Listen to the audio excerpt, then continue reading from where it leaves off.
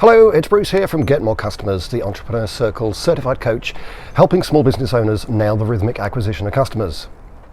Last week I did a video going through an email that's sent to one of my customers, which we've probably all seen the like of, where they say we scanned your website for various issues, and then they list them. And I just went through and explained some of those issues and debunked some of them. One of the ones that came up was heading tags, and a flyer distribution commented, could you please tell us what H1, H2 and H3 tags are used for, and where on the website should they be put on the page? If possible, can you please do a video? Hello, here's the video. In order to do this, I'm going to take a slightly oblique approach to the subject, and rather than using a website, I'm actually going to use Surrey Life, because what they do in here is use headings the way they were supposed to be used. And I think what happens is people get so carried away with search engine optimization and getting their search phrases in heading tags and title tags and all that sort of thing, they actually forget that these things had an original purpose. And actually, if you stick to the original purpose, then that's a better thing than trying to twist them to your purpose, if that makes any kind of sense at all. So an H1 tag is your page heading. It's your headline, and as such there should only be one headline, and it should neatly describe what that page is about. And just as a little preface to this, and I covered in the last video, what we're doing here is, having determined what we want people to type into Google in order to find us, that's what we call our key phrase, and you may have a number of these, in which case you'll need a page per phrase at least. So that's your key phrase. So we're talking about inserting that key phrase into these tags, which we know has search engine optimization goodness. So I'm going to take this article in Surrey Life, which I believe is an advertorial, but it doesn't matter. The point is that they are using headings correctly, or at least in a manner that demonstrates what I want to do. So their heading here is your intimate big day. Now, this is a magazine, so they're not concerned about search engine optimization. So there's no key phrase in there as such, but there's absolutely no mistaking what this article is about, particularly given the photo that's immediately below it. So this is about weddings. And as I say, as such, I think this is an advertorial from quite a few wedding suppliers who've probably all banded together to place this advertorial, which is a smart thing to do. So that's your H1 tag, and you would want to get, I mean, if you were optimizing this for a bunch of wedding suppliers, I suggest that probably wouldn't be a good use of optimization, because do people search for wedding suppliers Surrey? Probably not. They probably search for wedding photographer, or wedding caterer, or wedding cake maker, or wedding dressmaker. They probably search specifically for those things. So in this case, this probably wouldn't be, you know, a great SEO project, but that's not the purpose of this exercise. We're just looking at the headings and where they go and how they work. So only one H1 tag, because that describes your page. And ideally you want to get your search phrase quite close to the beginning, as close as you possibly can to the beginning of that title. Now, underneath your intimate big day, they say, with everyone having to host smaller nuptials, wedding planner Susie Evans shares how to bring glamour to your socially distanced day. That's your H2, and I would suggest that's probably too long for a web page, but how they've used it nonetheless is a good demonstration. You've got your main heading, and then you've got a subheading that explains it further, and that would be your H2. You can have multiple H2s, H3s, H4s, H5s, H6s on a page, it doesn't matter. But you should use them in order of preference. So your H2 has more seniority, for want of a better word, than an H3. So you use an H2 for more important things, H3 are less important, H4 are even less important, so on.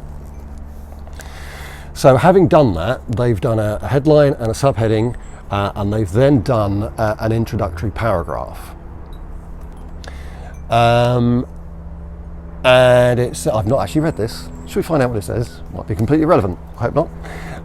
If you've decided to press ahead with your wedding this year or next, it's likely you're feeling a little overwhelmed with trying to figure out how to squeeze the plans you had for your big day into a much smaller occasion. With fewer people attending than you might have envisaged, the guest experience will need to be high on the agenda and key for your inspiration for the day. Here are some top locally inspired tips. That's actually quite a good opening paragraph, because instantly there, what you're doing is you're identifying with your customer's pain. So you're talking to people who are planning to get married and are worried about lockdown restrictions. And so if that is the person who's stumbled upon this article, either because they buy Surrey Life or because it's someone's donated it to the doctor's surgery waiting room, they read that, that's going to go bing in their brain, and they go, that's me, they're talking to me here, I better pay attention. So opening paragraph that kind of goes, hello, we're looking for you. And so what they've then done throughout here, if I come a little closer, we've got a heading there and a paragraph. And we've got a heading there and a paragraph. Heading, paragraph, heading, paragraph. I think you get the idea. So what they're doing, these headings here, so these might be an H3, each one of these. What they're doing, and the headings are that they've used, the guest list, own it, alternative venues, stationery, photography, setting, table styling, the menu, cake, flavours. So what they're actually doing with those headings is they are telling you what's in the paragraph. Now, I suggest actually that what they've failed to do here are two important things on a website. So the headings are a bit bland, they're a bit Ronseal, they're a bit sort of kind of stating exactly what the ensuing paragraph is about, whereas they could be a little more tantalising and a little bit more piquing people's interest, and maybe a little bit more cryptic. So you go, oh, what's that about? But that's not to say that this approach is wrong. Okay. The other thing that they've not done is they've not actually got any key phrases in these subtitles. But again, it's a magazine, it's not a website. Of course, there are no search phrases in here. But that, in a nutshell, is how to use heading tags. They should be littered throughout your copy, and they should break the copy down. Your copy should be in short paragraphs. I'd argue some of these could have actually been split into two, some of these paragraphs, like, you know, that one. Just a paragraph returned in there, because what you're doing with your copy is you are trying to entice people to read on. At every stage, you have to throw them a little tidbit and say to them, come on, go on, read a little bit more. Just read the next one. Just read the next heading. Just read the next paragraph. Just read the next paragraph. Just read the next heading. So you're just, because no one can, unless they're sat in a hospital, in a doctor's waiting room where they literally have nothing else to do, and even then you're fighting with Facebook, let's be honest, or Twitter or Snapchat or whatever social platform they're on. You know, you're vying for people's attention. And who wants to read 1,000 words? Nobody. Who's willing to read 20 words? Most people. So with your first 20 words, get them to read the next 20 words. And with those 20 words, get them to read the next 20 words, and so on. So you break it down into manageable chunks. Now the other thing that they've done here, which is really rather good, is image captions. We know that when somebody picks up, especially a piece of direct mail, less so a website, but it's still relevant, they will read the heading, the headline. And if that doesn't pique their interest, you've lost them. But if they get past the headline, the next thing they will most likely read are the captions under the images. So captions on images, really good idea. The other thing about images as well, which I touched on in the last video, is they have things called alt tags, which are descriptions of the image, and that's another great place to put those key phrases. So that is how headings should be used. They should be used to break up your copy, and ideally, if you only read the headings on that page, they should give you an overview of what that page is about. And if it means your readers skip 3 paragraphs to read the paragraph that is pertinent to them, brilliant. That's what you want.